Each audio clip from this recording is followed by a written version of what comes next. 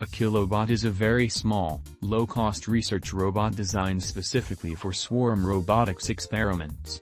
It was developed at Harvard University to allow researchers to study how large groups of simple robots can cooperate and produce complex, intelligent behavior without central control.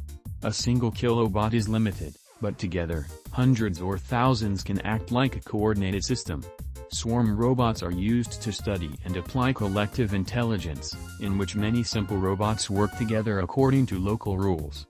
They are used in scientific research in studying self-organization and emergent behavior, exploring dangerous or collapsed areas, tracking pollution, fires, or wildlife, crop monitoring and automated farming.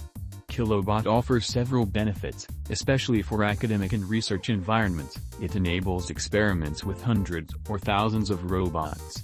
It is ideal for studying large-scale swarm behavior.